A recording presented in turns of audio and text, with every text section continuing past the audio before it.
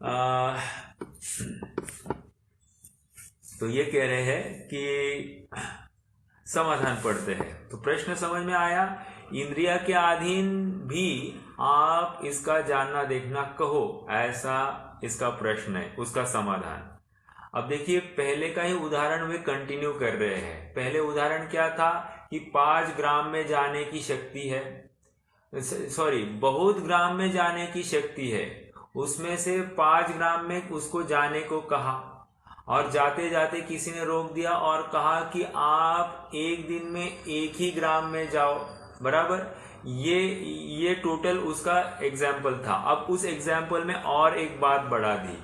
कहते हैं कि एक काम करो, तुम जा ही रहे हो 5 ग्राम में, ये किंकर आदि को लेकर जाओ। व्हाट इज किंकर? किंकर आदि मतलब, किंकर मतलब नौकर होता है। तो नौकर के साथ में पत्नी, बच्चे, परिवार वाले सबको भी इसमें इंक्लूड करना। तो उनको भी लेके जाओ। अब लेके जाने में क्या प्रॉब्लम है? कोई प्रॉब्लम नहीं। लेकिन यहां पर कह रहे हैं कि प्रॉब्लम है। क्या प्रॉब्लम है? क्योंकि इनमें भी आपका लक्ष्य जाएगा। यदि ये विपरीत परिणमे तो तुम्हारा 1 ग्राम में भी जाना संभव नहीं है। तो इसलिए कह रहे हैं कि यदि ये गिर गया, लड़का गिर गया, तो अब उपयोग उसमें डाइवर्ट होगा, तो तुम 1 गांव में भी नहीं जा पाओगे। समझ में आया? तो इस प्रकार तुम्हारा जाना भी मुश्किल हो जाता है। देखो, और एक बात मुझे बतानी है। पंडित साहब ने 5 ग्राम में जाने की बात कही। ग्राम में जाना ये गमन की अर्थ में लिया गया शब्द है। एंड गमन मतलब गम धातु से बनता है, और जो गम धातु होता है उसके 2 अर्थ निकलते, एक तो गमनार्थक और एक ज्ञानार्थक। क्या क्या कहा? एक गमनार्थक और एक ज्ञानार्थक। गम, गतो और अय, ये 3 धातु ऐसे हैं जिनके 2 अर्थ ऐसे बनते हैं कि एक गमनार्थक, to go and to know. 2 बातें कही, to go and to know. ऐसे 2 बातें इन धातु के माध्यम से समझनी। तो बराबर इन्होंने गमन का एक उदाहरण दिया और सिद्धांत घटाया जानने संबंधी। ठीक है, आइए थोड़ा सा पढ़ते हैं। जैसे रोकने वाले ने यह कहा कि 5 ग्रामों में से 1 ग्राम को 1 दिन में जाओ। 5 ग्रामों में से 1 ग्राम में 1 दिन में जाओ। क्षयोक्षम कितना है 5 ग्राम में जाने का? लेकिन रोकने वाले ने क्या किया? रोकने वाला मतलब वो कर्म का क्षयोक्षम। उसने क्या किया? उसने गेटवे छोटा रखा। छोटा गेटवे रखा तो इसमें से अब जाने के लिए थोड़ी हिंडरेंस हो गई। तो क्या कह रहे? 5 ग्रामों में से 1 ग्राम में 1 दिन में जाओ, परंतु उदाहरण के साथ जोड़ना, सिद्धांत जोड़ना, ओके। परंतु इन किंकरों को साथ ले जाओ। देखो, मैंने ना पहली बार पढ़ा था ये किंकर, ये शब्द ही मुझे समझ में नहीं आया था। हाँ, किंकर मतलब पत्थर, वो खड़े नहीं जो गेहूं में आते किंकर, वो किंकर नहीं कह रहे। किंकर मतलब यहाँ पर नौकर को किंकर कहते हैं। ठीक है, वहां वे किंकर अन्यथा परिणमित हो तो जाना न हो, या थोड़ा जाना हो, या अन्यथा जाना हो। 3 बातें कह रहे। जाना न हो मतलब उसको मान लीजिए किंकर आदि को, मतलब उसका कुछ बुराई हो गया तो वहीं पे रुकना पड़ेगा, एक बात। या फिर दूसरा क्या हो सकता है कि हमको उसको साथ में ढोना पड़े, तो हम जितनी सामर्थ्य से आगे बढ़ सकते थे उतनी सामर्थ्य से आगे नहीं बढ़ेंगे, थोड़ा हल्लू हल्लू चलना पड़ेगा, दूसरी बात। या तीसरा, अन्यथा उसको हॉस्पिटल ले जाना है तो जहां जाना है वहां नहीं जाएंगे, तीसरी जगह पर जाएंगे, तो अन्यथा जाना होगा। तो ये तो एग्जाम्पल दे रहे हैं, और एग्जाम्पल से जानन संबंधी भी समझना। उसी प्रकार अभी सिद्धांत घटा रहे, उसी प्रकार कर्म का ऐसा ही क्षयक्षम हुआ, ओके, कि इतने विषयों में एक विषय को एक काल में देखो या जानो, ओके।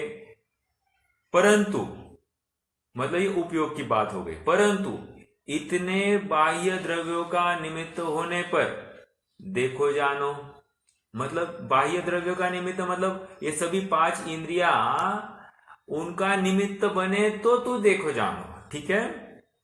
वहां वे बाह्य द्रव्य अन्यथा परिणमित हो तो देखना जानना न हो, या थोड़ा हो या अन्यथा हो। समझ में आया? जैसे आंखें तो है और आंखें होने पर मोतिया फूला आ गया, अब इसको क्या दिखाई देगा? मतलब इंद्रिया है लेकिन इंद्रिया साथ में आ गई, लेकिन इंद्रिया होने पर भी ये जान नहीं पा रहा है क्योंकि इनमें अन्यथापना है, और इनमें अन्यथापना होने से ये जानना, ये जो जैसे आगे बढ़ना चाहता है वैसे बढ़ नहीं पा रहा है, क्योंकि इंद्रिया भार आ गया ना, जैसे किंकर का भार आया वैसे यहां पर इंद्रिया का भार इसके ऊपर आ गया। आइए आगे बढ़ते हैं। परंतु इतने बाह्य द्रव्यों का निमित्त होने पर देखो जानो, वहां वे बाह्य द्रव्य अन्यथा कहा गए। क्षयोक्षम हुआ कि इतने विषयों में एक विषय को एक काल में देखो या जानो, परंतु इतने बाह्य द्रव्यों का निमित्त होने पर देखो जानो। वहां वे बाह्य द्रव्य अन्यथा परिणमित हो तो देखना जानना न हो, या थोड़ा हो या अन्यथा हो। ऐसा यह कर्म का क्षयोक्षम ही का विशेष है। मतलब क्षयोक्षम भी उसी समय में कब है ऐसा समझना, ठीक है।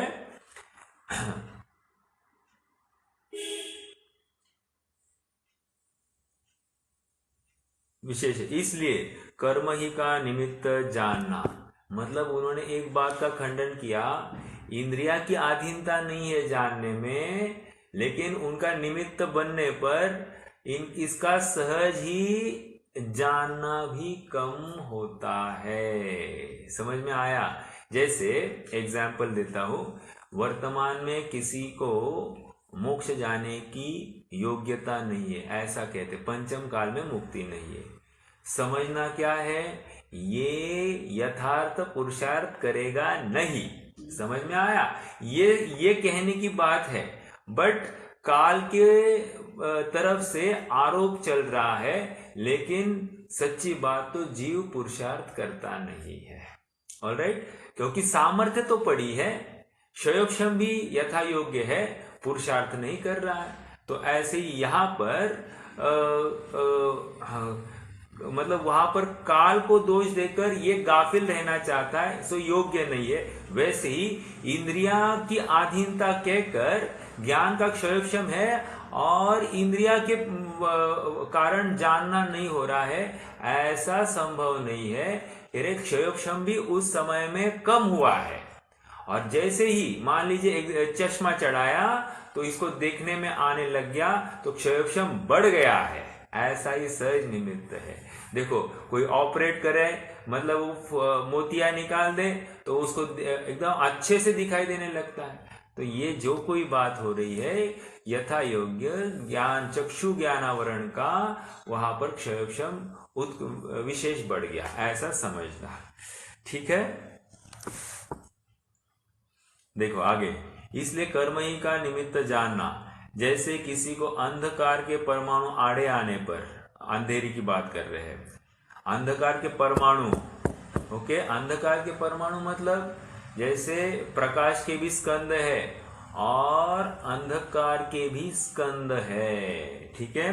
तो अंधकार के परमाणु आने पर देखना नहीं हो, उल्लू बिल्ली आदि के उनके आड़े आने पर भी देखना होता है। सो ऐसा यह क्षयोक्षम ही का विशेष है। उनका क्षयोक्षम है, अंधेरे में वे देख जान सकते हैं, और हमारा क्षयोक्षम ही नहीं, हम अंधेरे में देख नहीं सकते। समझ में आया? तो उनका ऐसा क्षयोक्षम है, तो उसके अनुसार उनकी आंखें भी वहां पर विद्यमान है, और हमारे अंधेरे में देखने योग्य हमारी आंखें भी वहां पर विद्यमान नहीं है। जैसा जैसा क्षयोक्षम होता है वैसा वैसा ही देखना जानना होता है। निष्कर्ष क्या? निष्कर्ष इतना है कि जानना देखना जो हो रहा है वो क्षयोक्षम, वर्तमान क्षयोक्षम के अधीन है। फिर यदि क्षयोक्षम उत्कृष्ट है उस समय में इंद्रिया भी यथार्थ होगी होगी एक, लेकिन क्षयोक्षम ओके, इंद्रिया भी ओके, फिर भी जानने में नहीं आ रहा, तो उस समय में उपयोग के ऊपर लगाएंगे, क्योंकि व्यापार रूप जो है उससे ही भोग होगा, अन्य प्रकार से भोग नहीं होगा। ये समझ में आया? प्रकरण थोड़ा इंटरेस्टिंग भी था और विशेष इसमें एक प्रॉपर अंडरस्टैंडिंग करने की बात थी।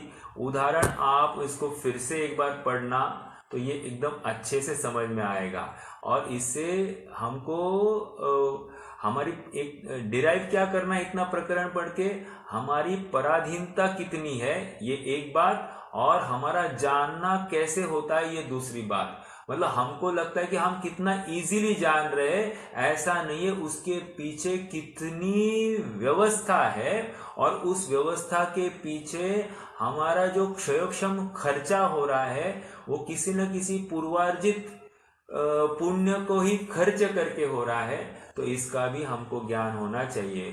तो ये वर्तमान जो उपयोग है इसको कहाँ लगाना, इसका हम विचार भी करें। ऑलराइट, आइए आगे बढ़ते हैं। इस प्रकार इस जीव के क्षयोक्षम ज्ञान की प्रवृत्ति पाई जाती है, तथा मोक्ष मार्ग में अवधि मन पर्याय होते हैं, वे भी क्षयोक्षम ज्ञान ही है। उनको भी इसी प्रकार एक काल में एक को प्रतिभाषित करना तथा परद्रव्य का अधीनपना जानना तथा जो विशेष है सो विशेष जानना, इस प्रकार ज्ञानावरण दर्शनावरण के उदय के निमित्त से बहुत ज्ञान दर्शन के अंशों का तो अभाव है, और उनके क्षयोक्षम से थोड़े अंशों का सद्भाव पाया जाता है। एक बात मैं थोड़ी सी यहाँ पर कहूँगा।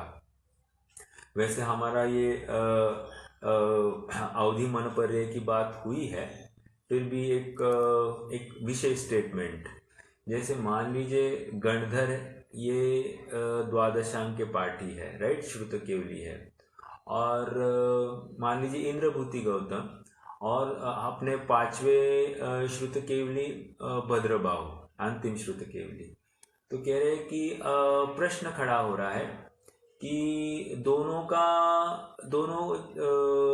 वैसे चार ज्ञान के धारी नहीं है, लेकिन दोनों का मति श्रुत ज्ञान एक ही लेवल का है या अलग अलग लेवल का है?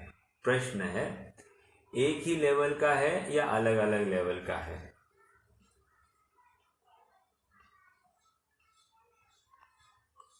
अलग अलग लेवल का। बराबर, अलग अलग लेवल का है। ऐसा अपन भले ही दोनों द्वादशांक के पाठी है, तो द्वादशांक का जितना विषय वो गणधर भी जान रहे हैं, ये भी जान रहे हैं, ऐसा होते हुए भी वो ज्ञान क्षयोक्षम के अधीन है। अब यहाँ पर कोई पूछेगा क्या क्षयोक्षम है, तो ज्ञान में एक निर्मलता ऐसी होती है कि जिसके माध्यम से इसका विशेष जाननपना होता है, विशेष तत्व निर्णय की सामर्थ्य होती है, और इस किसी के नहीं होती है। इतना फर्क पड़ेगा, क्योंकि फिर ये नहीं लगाएंगे तो सबका समानपना या कर्मों की समानता दिखाई देगी, ऐसा नहीं है। ठीक है, तो ये एक बात विशेष समझने योग्य है। यहाँ तक कि चार ज्ञान के धारी दो जीव है, दोनों के भी ज्ञानावरण दर्शनावरण में विविधता पाई जाएगी, सेम नहीं होंगे, ये समझना। ठीक है, भले ही दोनों द्वादशांक के पाठी है, दोनों गणधर हो, ऐसा भी हो सकता है, लेकिन दोनों में हीनादिकता पाई जाती है। ठीक है, जैसे किसी की हीनादिकता एक एंगल से अपन विशेष स्थिरता का एंगल लगा सकते हैं, या फिर स्थिरता भी मान लीजिए कि ज्ञानावरण का ही परिचायक है, तो ज्ञानावरण यथा योग्य होगा तो इसमें भी फर्क पाया जाएगा। ओके, इस प्रकार ज्ञानावरण दर्शनावरण के उदय के निमित्त से बहुत ज्ञान दर्शन के अंशों का तो अभाव है, और उनके क्षयोक्षम से थोड़े अंशों का सद्भाव पाया जाता है। मैं थोड़ा सा क्षयोक्षम की बात यहाँ पर खोलता हूँ, थोड़ा सा, वैसे अपनी चर्चा हो गई है, इसलिए ये बात रखने में कोई विरोध नहीं है। देखो, क्षयोपशम में 3 बातें होती है। एक तो होता है क्षय, दूसरा होता है उपशम, और तीसरा होता है उदय। ठीक है। वैसे ये उदय अलग जाति का है और ये क्षय भी अलग जाति का है। जो क्षय हमेशा के लिए हुआ ऐसा क्षय नहीं है। जो उपशम बताया जाता है वैसा उपशम भी ये नहीं है। थोड़ा सा समझाता हूँ। उदय जो होता है, उदयाभावी क्षय, ओके, सॉरी नॉट उदय, क्षय जो हुआ है उसके पहले लगाना उदयाभावी क्षय। एक किसका उदयाभावी क्षय? सर्वघाती स्पर्धकों का उदयाभावी क्षय। एक उन्हीं सर्वघाती स्पर्धकों का सदावस्था रूप उपशम, उपशम दबे रहना। ओके, तो सद अवस्था रूप उपशम, मात्र उपशम ने, उपशम भी उदय रूप रहता है। यहां पर सद अवस्था रूप उदय रूप उपशम है। ठीक है। उदय कैसे कहे इसको, लेकिन समझाने की भाषा है कि वर्तमान में उदय नहीं है, इसको हम उदय कह रहे हैं। वर्तमान में उदय नहीं है, इसको हम उदय कह रहे हैं। और तीसरा क्षयोपशम, क्षयोपशम सॉरी तीसरा उदय, यहां पर देशघाती स्पर्धकों का उदय। और देशघाती स्पर्धकों के उदय के निमित्त से यहां पर पूरा आच्छादन नहीं होता है, थोड़ा सा व्यक्तिकरण होता है, और उस व्यक्तिकरण को ही यहां पर क्षयोपशम। वे स्पर्धक जितने विरले होंगे या मंद इंटेंसिटी वाले होंगे उतना इसका जानना ज्यादा होगा, और वे स्पर्धक जितने घने होंगे, ज्यादा ताकत के होंगे, उतना इसका जानना कम होगा। ओके, ये क्षयोपशम की परिभाषा है। किससे बनी है? उदय, उदयाभावी क्षय, सदावस्था रूप उपशम और देशघाती का उदय। ओके, देखो, देशघाती का उदय कहकर उस देशघाती के उदय में क्षयोपशम हो रहा है। क्या कहा? देशघाती के उदय में क्षयोपशम हो रहा है। फॉर एग्जाम्पल, उदाहरण लेते हैं। अभी हमको मति ज्ञान का क्या हो रहा है? क्षयोपशम है। तो मति ज्ञान का क्षयोपशम, इसमें यहाँ पर कौन से सर्वघाती का उदयाभावी क्षय है, कौन से सर्वघाती का सदावस्था रूप उपशम है, और कौन से देशघाती का सदावस्था कौन से देशघाती स्पर्धकों का उदय है? कोई बता सकता है? मति ज्ञानावरण में हमको यह क्षयोपशम घटित करना है।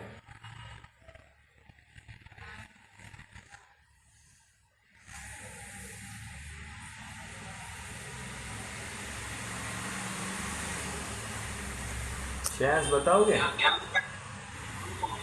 हाँ बोलिए। प्रश्न ज्ञान का है क्या? क्षयोपशम ज्ञान का हो रहा है क्या? हाँ, मति ज्ञान के ऊपर घटित करके देख रहे हैं अपन। मति ज्ञान में क्षयोपशम हो रहा है, तो इसमें सर्वघाती स्पर्धकों का उदयाभावी क्षय, ये क्या है? उन्हीं सर्वघाती स्पर्धकों का सदावस्था रूप उपशम, ये कहाँ हो रहा है? और किन्हीं देशघाती स्पर्धकों का उदय, ये किसका हो रहा है? ये हमको घटित करके देखना है मति ज्ञान के ऊपर। मति ज्ञानावरण प्रॉपरली बताना है तो।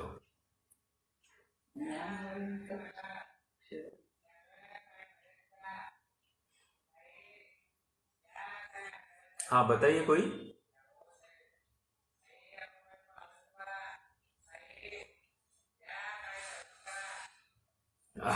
देखिए, हाँ बता रहे हैं। देखिए,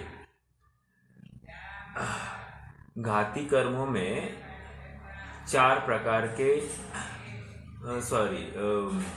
देशघाती में जो कोई बातें होती है, लता, दारू, अस्थि, शैल जाति के स्पर्धक होते हैं। कौन से? लता, दारू, अस्थि, शैल। ऑलराइट, ये समझ में आया। अब अपने को क्षयोक्षम घटित करना है, तो क्षयोक्षम घटित करने के लिए क्या करना, दारू का बहुभाग, अस्थि और शैल, यदि इनका उदय आ जाता है तो वो सर्वघाती रूप काम करता है। ऑलराइट, लेकिन लता और दारू का अल्प भाग, इन स्पर्धकों का उदय आए तो फिर वहां पर क्षयोक्षम पाया जाता है। ओके, अब और एक बात याद रखना, जब मैंने कोई ज्ञानावरण की प्रकृति बांधी तो उसमें मति ज्ञानावरण में भी ना लता, दारू, अस्थि, शैल चारों स्पर्धकों का बंध हो जाता है। मतलब दारू का बहुभाग, अस्थि और शैल, इनका भी होता ही होता है। और ऐसा हो सकता है कि मैं तीव्र बंध भी करूं तो तीव्र बंध में लता, दारू, अस्थि, शैल का ही ज्यादा स्पर्धक मिल जाए, ऐसा बिल्कुल संभव है। लेकिन ऐसा होते हुए भी उदय हमेशा जो आता है वो लता और दारू के अल्प भाग रूप ही आता है। क्यों? क्योंकि मति ज्ञान ये क्षयोक्षम ज्ञान है, श्रुत ज्ञान ये क्षयोक्षम ज्ञान है। इनके ऊपर ऐसा कभी भी नहीं होगा कि वे सर्वघाती स्पर्धक उदय में आ जाए। उनका स्थिवुक संक्रमण होता है और लता और दारू रूप कन्वर्जन होकर ही उदय होते रहता है। हाँ, कितना होना है वो तो जो व्यक्त नहीं है वो तो अभाव रूप है, और वो उदय रूप मतलब अभाव रूप है, उसकी बात नहीं चलती है। लेकिन जो व्यक्त है उसमें अपन क्षयोक्षम देख सकते हैं। तो ये इस प्रकार से क्षयोक्षम घटित होता है। समझ में आया? मतलब लता, दारू का बहुभाग, अस्थि और शैल रूपक सर्वघाती स्पर्धकों का उदयाभावी क्षय, एक लता, दारू का बहुभाग, अस्थि और शैल जाति के सर्वघाती स्पर्धकों का सद अवस्था रूप उपशम, दो, और लता और दारू का अल्प भाग वाले स्पर्धकों का वर्तमान में उदय, इसको लेकर इस जीव को क्षयोक्षम पाया जा रहा है।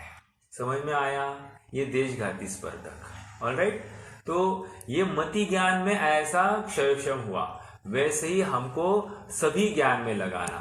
अभी मान लीजिए हमको मन पर्य ज्ञान नहीं है या अवधि ज्ञान नहीं है, तो इसमें कैसे लगाएंगे?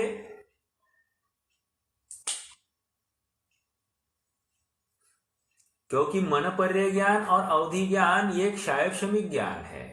ऐसा होते हुए फिर उसका हमको अभी क्षयोक्षम रूप उगाड़ होना चाहिए। अगर क्षयोक्षम ज्ञान है तो ये क्यों नहीं हो रहा है? तो इसलिए नहीं हो रहा है क्योंकि यहाँ पर मति ज्ञान, मन पर्य ज्ञानावरण कहो या अवधि ज्ञानावरण के दारू का बहुभाग, अस्थि और शैल वाले स्पर्धकों का ही उदय चल रहा है। लता और दारू के स्पर्धकों का उदय ही नहीं आ रहा है और इसको लेकर क्षयोक्षम नहीं पाया जा रहा है। अभी इसका उदय चल रहा है और ये सर्वघाती जैसे ही काम कर रहे हैं, सर्वघाती प्रकृति जैसे ही काम कर रहे हैं, क्योंकि सर्वघाती स्पर्धकों का ही उदय आ रहा है। समझ में आ रहा है क्या? ठीक है, चलिए आगे बढ़े। अब थोड़ा सा प्रकरण बदलने वाला है। अब तक लगभग पेज नंबर 32 से लेकर 32 से है, हाँ, पेज नंबर 32 से लेकर पेज नंबर 37 के एंड तक यहाँ पर ज्ञानावरण और दर्शनावरण रूपी कर्म के निमित्त से जीव की कैसी पराधीन प्रवृत्ति हुई है इसका ज्ञान कराया। पराधीन प्रवृत्ति होने के पीछे प्रयोजन इतना ही समझाना था कि ये जो आवरण है, ये जो आच्छादित कर रहा है, ये कर्मावरण, ये इस जीव को कैसे तकलीफ में डाल रहा है इसका ज्ञान कराना है। मतलब जैसे मेरे आंखों के सामने जितना जाड़ा वस्त्र रखेंगे उतना उस पार का दिखने में कठिनाई होगी, और जैसे जैसे वस्त्र पतला होते जाता है वैसे वैसे उस वस्त्र के पार भी देखने में सामर्थ्य मेरी बढ़ती जाएगी। उसी प्रकार ज्ञान के ऊपर एक आवरण रूपी वस्त्र जैसा है, ज्ञानावरण या दर्शनावरण रूपी, जिनके निमित्त से इसका देखने जानने में हीनाधिकता पाई जाती है। वो आवरण पतला हुआ तो जानना विशेष हुआ, आवरण मोटा हुआ, ज्यादा हुआ तो इसका जानना भी कम हुआ। ऐसा सहज ही निमित्त नैमित्तिक संबंध पाया जा रहा है। ठीक है, इसलिए आप सबको ज्ञान भी होगा कि पांच भावों की हमने जब चर्चा की थी उस समय में हमने क्षयोपशम, क्षय, उपशम की 3 प्रकार से परिभाषाएं की थी। जब कर्मों का क्षय होता है उस समय में जीव का जो भाव पाया जाता है उसको क्षायिक भाव कहते हैं। मैं एक घटित करके दिखा रहा हूँ। ओके, क्षायिक भाव की 3 परिभाषाएं कर रहे हैं। दूसरा, क्षयोपशम से युक्त भाव को क्षायिक भाव कहते हैं। और जब जीव के तीसरा क्या है, क्षयोपशम से युक्त भाव, और एक परिभाषा है मैं भूल रहा हूं, लेकिन जहां पर जीव की तरफ से वहां किया है। देखो, जब कर्मों का क्षय हुआ वहां पर क्षायिक भाव कहा। जब जीव में क्षय हुआ अर्थात जीव ने स्वयं को स्वभाव रूप जाना तो वहां पर अपने आप क्षय पाया गया, तो उस समय बाहर भी कर्म नहीं था तो उसको भी क्षायिक भाव कहेंगे। और एक दोनों की मिश्रित अवस्था, क्षय से युक्त भाव, क्षायिक भाव, ऐसे 3 परिभाषाएं की जाती है। चलिए आगे बढ़ना है। ये इतनी बात मैंने इसलिए बताई क्योंकि ज्ञानावरण और दर्शनावरण, वहां पर आवरण, आवरण मतलब आच्छादित करना। ओके, देखिए पंडित दौलत राम जी ने देव स्तुति में भगवान के शक्तियों का मंडन करने के लिए वहाँ पर उन्होंने एक बात लिखी है कि अरि रज रहस विहीन, क्या क्या कहा, अरि रज रहस विहीन। अरि अर्थात शत्रु का परिचायक है, रज ज्ञानावरण और दर्शनावरण रूप मिट्टी के, रज मतलब मिट्टी, मिट्टी के का रूपक दिया है ज्ञानावरण और दर्शनावरण को। और रहस, रहस मतलब अंतराय को उन्होंने रहस का संज्ञा दी है। कहने की बात इतनी है कि ज्ञानावरण और दर्शनावरण को मिट्टी की संज्ञा दी, और मिट्टी क्या करती है, बाधा खड़ी करती है, राइट। और मोह के अभाव को या मोह को अरि कह दिया। अरि कहकर एक बात ये कहना चाहते, वैसे आप सबको बताओ कि अरि रज रहस ये शब्द धौला में आए हैं और धौला से डायरेक्ट पंडित साहब ने अपने छंद में उसको उद्धृत किया है। आइए, अरि कहकर यहाँ पर मोह काम क्या करता है, मोह आच्छादन नहीं करता है। जैसे ज्ञानावरण और दर्शनावरण क्या करते हैं, आवृत्त करते हैं, ढकते हैं। लेकिन मोह आवृत या ढकता नहीं है, मोह तो विकृति खड़ी करता है। समझ में आया, मोह का काम विकृति तैयार करना है और ज्ञानावरण दर्शनावरण का काम आवरण करना है। दोनों में बहुत बड़ा डिफरेंस है, कार्यशैली में दोनों में डिफरेंस है। मोह क्या कर रहा है, विकृति तैयार कर रहा है जीव में, और ज्ञानावरण दर्शनावरण ये आवरण आच्छादित करते हैं तो स्वभाव व्यक्त नहीं होता है। अब विकृति कर रहे हैं मतलब क्या कह रहे, विकृति 2 प्रकार से करता है। एक तो मिथ्या भाव रूप होकर और दूसरा कषाय भाव रूप होकर। क्या कहा, ये विकृति कैसे कर रहा है मोह के निमित्त से?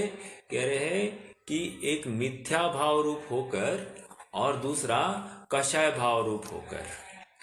अब सबसे पहले वो कहते हैं कि हम मिथ्या भाव रूपी विकृति का विचार करते हैं। तो कहते हैं कि व्हाट इज मिथ्या भाव? तो मिथ्या भाव मतलब वो एक्सप्लेनेशन देते हैं कि जैसी वस्तु है वैसी प्रतीति नहीं करना और जैसी नहीं है वैसी प्रतीति करना। दो बातें कह रहा हूं। जैसे ये मेरे सामने मोबाइल है, तो ये मोबाइल है ऐसी प्रतीति नहीं करना और मोबाइल अन्य ही वस्तु है ऐसे रूप प्रतीति करना। ये दो बातें कर, मतलब ये लैपटॉप है ऐसी प्रतीति करना, एग्जाम्पल के लिए। ओके, तो ये कह रहे हैं कि ये इस प्रकार से दोहरी तकलीफ खड़ी हो रही है कि जैसे वस्तु है वैसी प्रतीति नहीं करता और जैसी वस्तु नहीं है वैसी प्रतीति करे। तो इसको क्या होने वाला है? मिथ्या भाव होने वाला है। मिथ्या भाव मतलब मान्यता, मिथ्या भाव मतलब श्रद्धा। श्रद्धा करती क्या है? श्रद्धा अपनत्व का काम करती है, वो एकत्व ममत्व स्थापित करने का काम ये श्रद्धा का होता है और इसीलिए ये विपरीत होती है, इसलिए इसका नाम मिथ्या भाव कह दिया। अब और एक बात समझना, जो कषाय भाव है ना, कषाय भाव वैसे मिथ्या नहीं है। जैसे आपको बताऊं कि कषाय का अंश जहां पर जीव के पाया जाता है तो उसको लेकर चारित्र प्रकट नहीं हुआ है, तो उसको हम कहेंगे अचारित्र है। क्या कहा? उसको हम अचारित्र कहते हैं। लेकिन उसको मिथ्या चारित्र नाम क्यों दिया जाता है? मिथ्या चारित्र नाम इसलिए दिया जाता है क्योंकि वहां पर मिथ्यात्व साथ में पाया जा रहा है, इसलिए उस चारित्र को मिथ्या चारित्र नाम दिया जाता है। और मिथ्या चारित्र कब होता है? अनंतानुबंधी की वजह से। और अचारित्र कब होता है? अब अनंतानुबंधी का अभाव हो जाए, अप्रत्याख्यान, प्रत्याख्यान और संज्वलन के निमित्त में इस जीव के अचारित्र होता है। ओके, अचारित्र कहने का प्रयोजन इतना ही है कि जितने मात्रा में कषाय है उतनी मात्रा में चारित्र नहीं है, उस अपेक्षा से कथन चल रहा है। क्योंकि चारित्र तो संयमा संयम चारित्र पंचम गुण स्थान में, सकल चारित्र छठे से लेकर 10वें गुण स्थान तक ऐसा तो बताया है, या यथाख्यात चारित्र 11वें में है ऐसा बताया है। मैं अचारित्र कहने का प्रयोजन इतना ही है कि जितनी मात्रा में कषाय विद्यमान है उसको लेकर चारित्र नहीं हुआ है, मतलब विद्यमान कषाय को लेकर चारित्र नहीं हुआ है, उसको लेकर मैं अचारित्र कह रहा हूं। याद रखना इस बात को। तो दो बातें कह रहे हैं अपन। मिथ्या चारित्र नाम इसलिए पड़ा है क्योंकि वहां पर मिथ्यात्व साथ में है। सचमुच अनंतानुबंधी को लेकर, वैसे अनंतानुबंधी भी ये भी सम्यक्त्व का घात करती है। ओके, इसलिए अनंतानुबंधी को द्विघाती प्रकृति कहा है। चारित्र का भी घात करती है और सम्यक्त्व का भी घात करती है। जो मिथ्यात्व के साथ साथ चलती है, अनंत का अनुबंध करती है, ऐसी जो प्रकृति है वो अनंतानुबंधी प्रकृति। तो उसकी चर्चा आगे आने वाली है, अपन यथा योग्य उसके अनुसार चलेंगे। अभी तो मोहनीय की बात अपन करते, दर्शन मोह की अपेक्षा से जीव की अवस्था क्या होगी इसका विचार करते हैं। देखो हेडिंग देखिए, पेज नंबर 37 पर लास्ट लाइन, मोहनीय कर्मोदय जन्य अवस्था। इस जीव के मोह के उदय से मिथ्यात्व और कषाय भाव होते हैं। दो बातें कह रहे हैं, एक मिथ्यात्व और दूसरा कषाय भाव। ठीक है, ये दो बातें हैं। डिस्टिंग्विश करते करते ही उन्होंने दो बातें, मतलब मोह के दो भेद है। मोह दो काम कर रहा है, एक तो विपरीत मान्यता स्थापित करना या विपरीत जगह पर अपनत्व स्थापित करना, या मतलब अपनत्व करना यूं ही लीजिए। और दूसरा कषाय भाव, अस्थिरता, असंयम, अचारित्र, ऐसी बात। ठीक है, आइए अगले पेज पर। दर्शन मोरूप जी, महेश जी पूछना था मुझे। हाँ बोलिए। जैसे विपरीत श्रद्धा है वैसे ही ज्ञान कार्य करता है, या ज्ञान ने सही ये नहीं लिया इसलिए विपरीत श्रद्धा हो रही, या दोनों साइमल्टेनियस है? ये प्रकरण पंडित साहब स्वयं लेने वाले हैं कि आप श्रद्धा को मुख्य क्यों कर रहे हो। ज्ञान ने निर्णय की, जानेगा तो श्रद्धान करेगा। क्या कहा? जानेगा तो श्रद्धान करेगा, ऐसा मूल प्रकरण वो खुद लेने वाले हैं। तो अपन उस समय में वहाँ पर ले लेंगे। लेकिन यहाँ पर मोक्ष मार्ग श्रद्धा के अपनत्व से लेकर होता है, उस अपेक्षा से श्रद्धान की को लेकर श्रद्धान यथार्थ नहीं है, इसलिए ज्ञान भी मिथ्या और चारित्र भी मिथ्या, ऐसा कथन आता है। लेकिन खरेखर विचार करें तो ज्ञान ही निर्णय नहीं कर रहा है, तो श्रद्धा अपनत्व क्यों करेगी? ज्ञान ने जब तक पूरा निर्णय नहीं किया है तब तक श्रद्धा अपनत्व नहीं करती, ऐसा सहज ही निमित्त नैमित्तिक संबंध बनता है। ठीक है, तो वो ज्ञान प्रधान जो ग्रंथ होते हैं समयसार आदि, वहाँ पर वे कहेंगे कि ज्ञानम पच्चखानम। व्हाट इज ज्ञानम पच्चखान? जानेगा तभी तो त्याग करेगा। तो जाने बिना श्रद्धान कैसे करेगा? मतलब वहां पर जानकर श्रद्धान भी यथार्थ करने की बात थी, और फिर यथा योग्य अनुकरण या चारित्र की भी बात थी, राइट। लेकिन यहाँ पर इस प्रकरण में वे समझाएंगे मोक्ष मार्ग में श्रद्धा की मुख्यता है। श्रद्धा सम्यक हो गई तो ज्ञान भी सम्यक होता है। ज्ञान में क्या फर्क आया है? ज्ञान पहले 2 + 2 4 ही जानता था, और सम्यक होने के बाद में भी 2 + 2 4 ही जान रहा है। वैसे का वैसा ही है ज्ञान जैसे पत्नी को पत्नी जान रहा था पहले, अभी भी पत्नी को पत्नी जान रहा है। अपने घर को अपना घर जान रहा है, अभी भी, पहले भी और बाद में भी। तो ज्ञान में वैसे कोई फर्क नहीं आया है। फर्क तो श्रद्धान में आया था। श्रद्धान पर वस्तु को अपनत्व स्थापित कर बैठी थी। ज्ञान का काम है पर वस्तु को अपना कहना, लेकिन मानने का काम नहीं है ना। वो श्रद्धा ने माना भी, ज्ञान ने कह दिया और श्रद्धा ने मान लिया ये अपना है करके, और इसलिए सब गड़बड़ हो गई है। तो ये चर्चा करेंगे आगे, अपन वहां पर फिर से प्रकरण को उठाएंगे। ठीक है, ठीक है भाई। भाई जी इसके रिलेटेड और एक क्वेश्चन आ रहा मेरा। हाँ, तो फिर सही गड़बड़ जो होती है वो ज्ञान के लिए होती है या श्रद्धान के लिए? मतलब सही पुरुषार्थ हम जो बोलते हैं, तो वो एग्जैक्टली वो बहुत कंफ्यूजिंग ये हो जाता है। बराबर। देखिए, बात इतनी है, ज्ञान हो गया लेकिन रुचि ही नहीं हुई तो, या अपनत्व ही नहीं हुआ तो वो भी एक दिक्कत है। एग्जाम्पल तो सीधा सीधा इतना ही देते हैं। पिता अपनी लड़की के लिए वर देखता है, सर्व प्रकार से योग्य वर, दिन रात वो मेहनत करता है, सब उसका कुंडली निकालता है, कुंडली मैच करता है, अपने लिए योग्य नहीं योग्य सभी निर्णय वो पिता करता है। और फिर इतना सब करने के बाद में पिता ने कोई लड़का फाइनल किया और लड़की ने मना किया, तो शादी होगी क्या?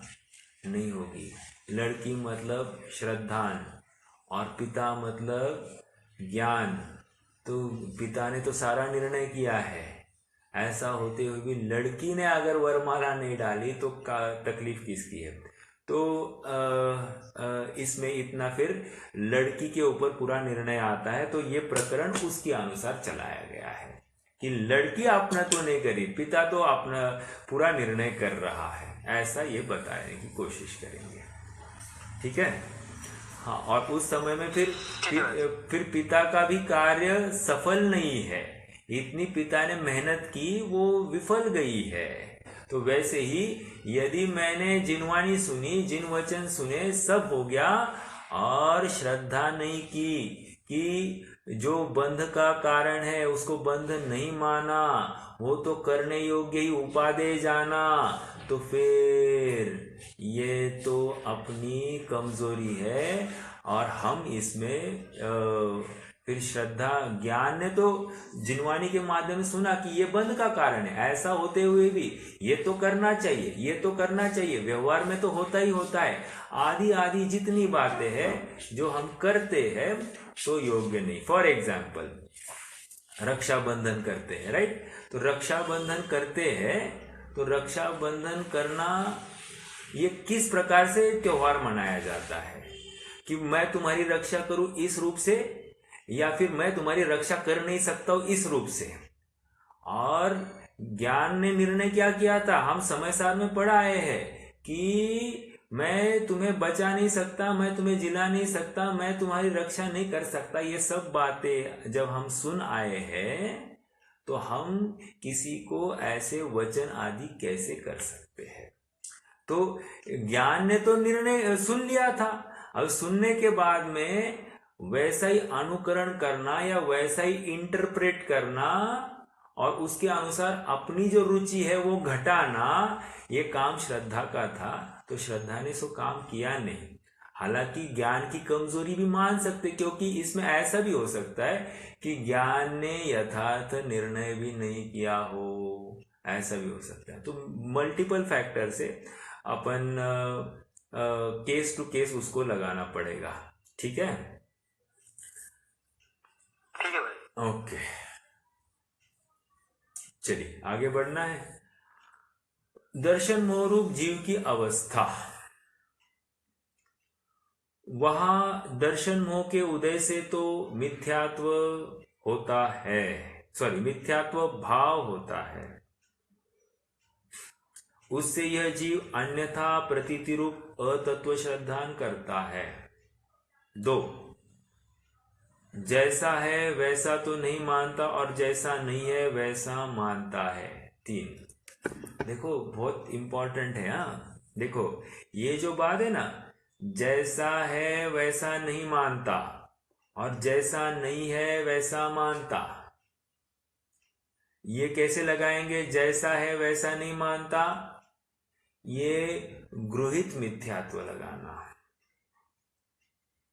और जैसा नहीं है वैसा मानता है, ये आई एम वेरी सॉरी, पहला अगृहित मिथ्यात्व है। कैसे? जैसा है वैसा नहीं मानता, ये अगृहित मिथ्यात्व, और जैसा नहीं है वैसा मानता है, ये गृहित मिथ्यात्व। मैं थोड़ा समझाता हूं इसमें। जैसे वैशेषिक सांख्य आदि मत है, वे 7 तत्व मानते हैं, बराबर? वे तत्व तो मानते हैं, कोई 6 मानता है, कोई 25 मानता है। तो ये क्या है? ये तत्व है नहीं, फिर भी उनको तत्व माना है। तो क्या कहेंगे? जैसा नहीं है वैसा मानता है। मतलब उन्होंने तत्व माने लेकिन 25 माने हैं, तो वे 25 है नहीं लेकिन वैसे माने, तो इसको कह रहे हैं जैसा नहीं है वैसा मानता है। तो ये इसकी वजह से क्या हुआ? गृहित मिथ्यात्व हुआ। गृहित मिथ्यात्व, वर्तमान भाव में इसने विपरीत मान्यता बना ली। और पहला जैसा है वैसा तो नहीं मानता, मतलब इस शरीर को ही जीव मान लेता है, या मैं ही इस शरीर के सब कार्य करता हूं, ऐसी मान्यता पुष्ट करता है। और ये क्या है? जैसा है वैसा नहीं मानता, मतलब शरीर भिन्न है और जीव भिन्न है, ऐसा नहीं मान रहा है। तो ये ऐसा कब से नहीं मान रहा है? अनादि से नहीं मान रहा है। तो ये क्या हो गया? अगृहित मिथ्यात्व। समझ में आया क्या? ये इसको इंटरप्रेट करते आना चाहिए, क्योंकि इंटरप्रेट नहीं करेंगे तो बहुत कठिन जाती है बात, नहीं तो पढ़ के जाएंगे तो बस वेरी इजी। ओके, और एक बात है, देखो 2 शब्द आते हैं, एक अतत्व श्रद्धान और दूसरा आता है तत्व अश्रद्धान। दो शब्द के पकड़ में आए। एक यहां पर ही लिखा है अतत्व श्रद्धान, और अब दूसरा शब्द मैं कर रहा हूं तत्व, पहले तत्व लिया, तत्व अश्रद्धान। समझ में आया? तत्व अश्रद्धान मतलब जैसा है वैसा नहीं मानना। हाँ, जैसा है वैसा नहीं मानना, तत्व अश्रद्धान। और अतत्व श्रद्धान नहीं नहीं नहीं नहीं, जैसा नहीं है वैसा मानना, अतत्व श्रद्धान मतलब जो सच्चा तत्व नहीं है उसका श्रद्धान करना, अर्थात 25 तत्व का श्रद्धान करना, 6 तत्व का श्रद्धान करना, ये 5वें अध्याय में आएगी सब बातें। तो उसका जो श्रद्धान किया उसको हम अतत्व श्रद्धान कहेंगे। समझ में आया? ये थोड़ी सी सूक्ष्म बात थी, तो ये भी समझने योग्य है अपने, है ना। तो अतत्व श्रद्धान और तत्व अश्रद्धान ऐसे शब्द कहाँ पर उपयोग हुआ है? हरिवंश पुराण में उपयोग, उसका मतलब वहां पर ये ऐसे शब्द लिखे गए हैं। ठीक है, तो वहां की बात है। आगे बढ़ते हैं। हाँ, तो क्या हो गया? वह दर्शन मोह के उदय से तो मिथ्यात्व भाव होता है, कर्म का उदय, और उससे जीव में पाया जाने वाला भाव, निमित्त नैमित्तिक संबंध, कर्ता कर्म संबंध नहीं है, निमित्त नैमित्तिक संबंध, उससे यह जीव अन्यथा प्रतीति रूप अतत्व श्रद्धान करता है। अन्यथा प्रतीति रूप, अन्यथा मतलब जैसा है वैसी नहीं मानना, अन्यथा रूप से मानना, या फिर अहम कर लेता है, जिसमें अहम करना है उसमें नहीं करता है, जिसमें नहीं करना है उसमें अहम कर लेता है। करता तो अहम है, लेकिन जहां नहीं करना वैसे करता है। ओके, एक उदाहरण देता हूं तो थोड़ी सी बात और अच्छी लगेगी आपको। देखो,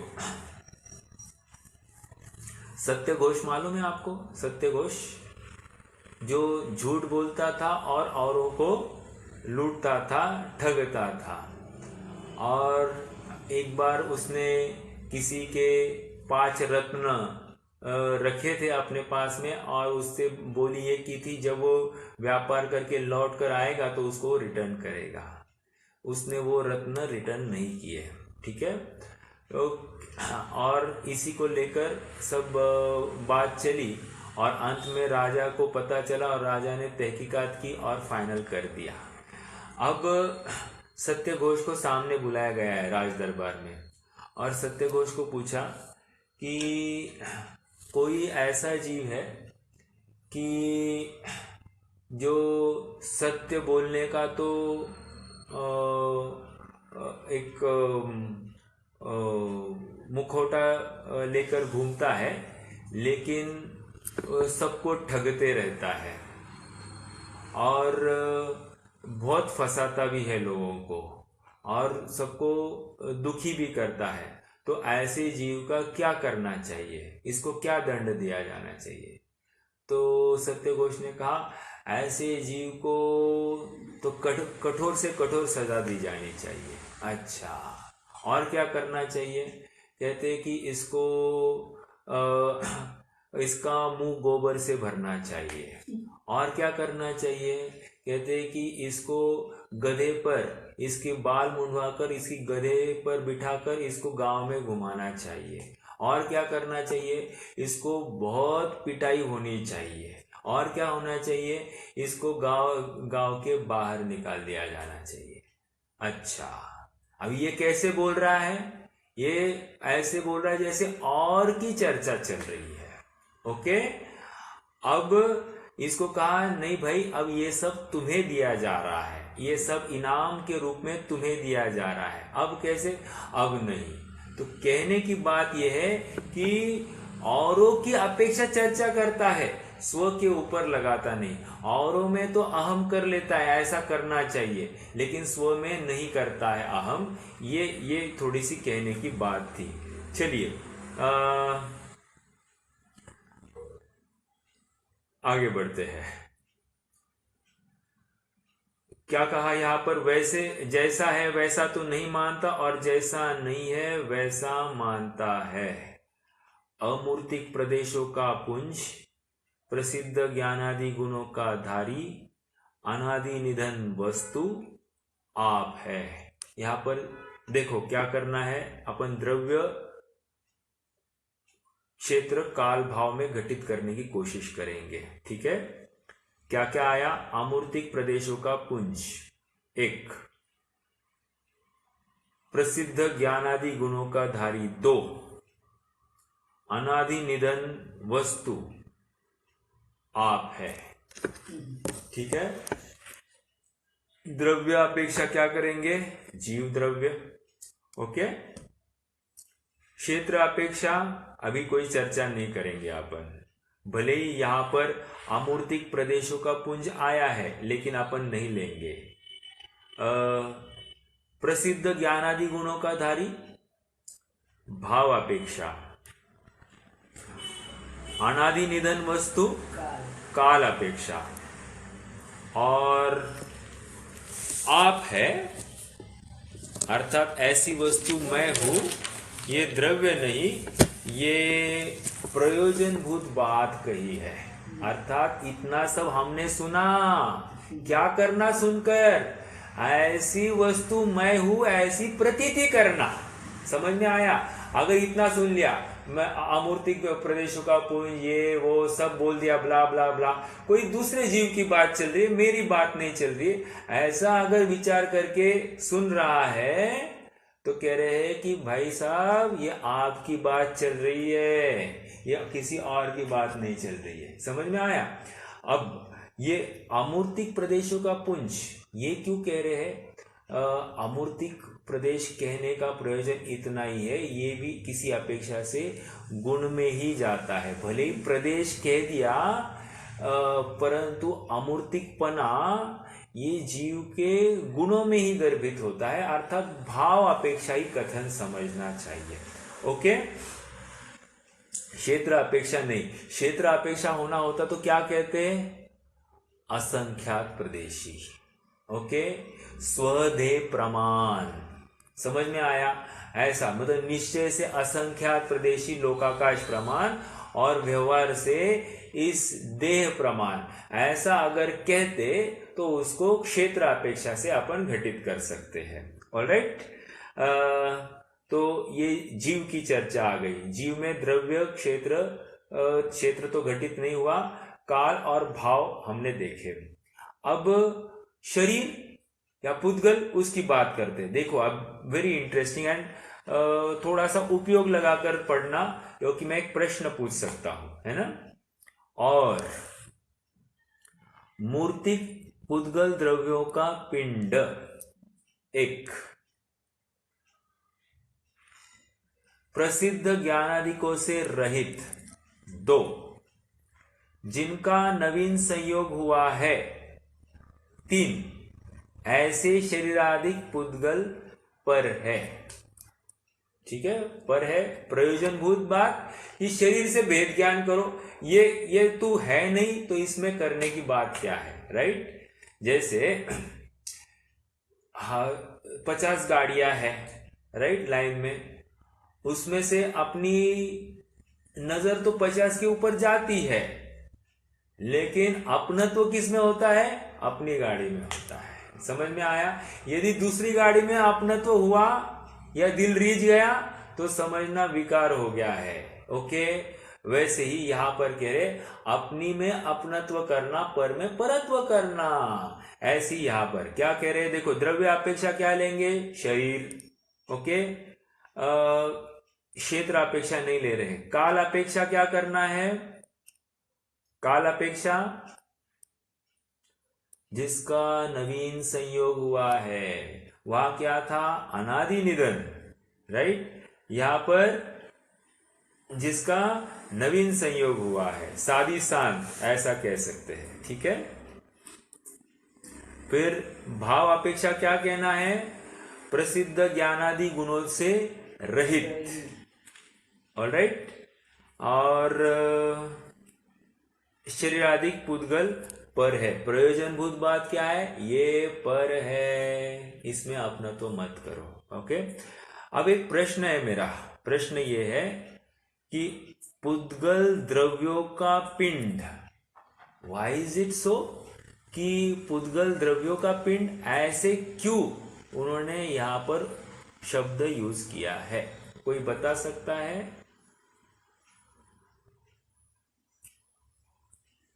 पुद्गल आजूनेच लगाया ना, हाँ जी, आजू वस्तु पुद्गल शब्द। पुद्गल द्रव्य क्यों बताया? पुद्गल द्रव्यों का पिंड, एक पुद्गल द्रव्य नहीं कह रहे हैं, पुद्गल द्रव्यों का पिंड कह रहे हैं। आप शब्दों को गौर कीजिए।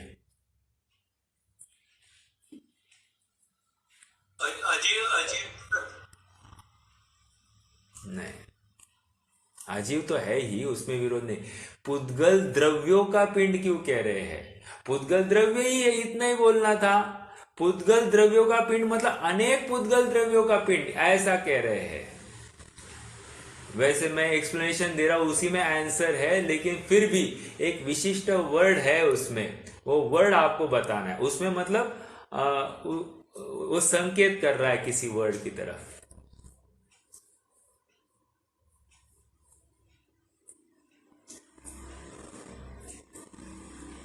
बोलिए। नहीं,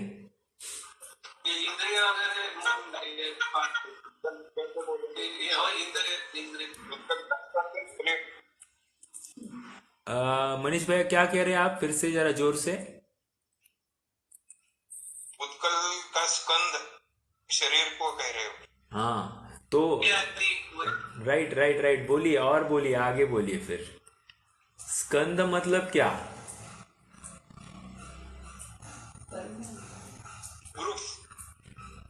अरे पुद्गल स्कंद मतलब अनेक परमाणु, एक परमाणु इज इक्वल टू एक पुद्गल द्रव्य, और अनेक पुद्गल द्रव्य मतलब अनेक परमाणुओं को मिलकर एक स्कंद होता है, ये कहना है। तो अनेक पुद्गल द्रव्य का अर्थ और कुछ नहीं लेना, अनेक परमाणुओं की समान जाति द्रव्य पर्याय ये शरीर है। क्या कहा? समान जाति द्रव्य पर्याय ये शरीर है। तो ये अनेक पुद्गलों का इकट्ठा होने पर ये स्कंद बना, और तभी जाकर ये हमको दिखाई दे रहा है। उसमें बाइंडिंग होती है, उसमें प्लास्टरिंग होती है, और फिर हमको ये शरीर दिखाई दे रहा है। राइट? तो ये पुद्गल द्रव्यों का कहने का प्रयोजन इतना ही है कि एक पुद्गल द्रव्य नहीं, एक पुद्गल द्रव्य मतलब परमाणु, और ये अनेक पुद्गल द्रव्य है, तो इसको लेकर ये बनाए। इनकी समान जाति द्रव्य पर्याय मतलब जितनी समान समान पुद्गल है सब इकट्ठा हो गए, उनका एक स्टैक हो गया, उस स्टैक को यहाँ पर शरीर कह रहे हैं। ओके, तो ये अन्य जातीय है, विजातीय है। तो पुद्गल द्रव्यों का पिंड प्रसिद्ध ज्ञानादिक गुणों से रहित, जिनका नवीन संयोग हुआ है, ऐसे शरीरादिक पुद्गल पर है। इनके संयोग रूप नाना प्रकार की मनुष्य तिर्यंचादिक पर्याय होती है। उन पर्याय में अहम बुद्धि धारण करता है, स्व पर भेद नहीं करता। जो पर्याय प्राप्त करे उसी को आप रूप मानता है। थोड़ी चर्चा करनी है, 2 लाइंस बाकी है। अपन कल के सत्र में इसकी चर्चा और आगे बढ़ाएंगे। आज समय हो गया है, अपन रुक जाते हैं। ओम नमः।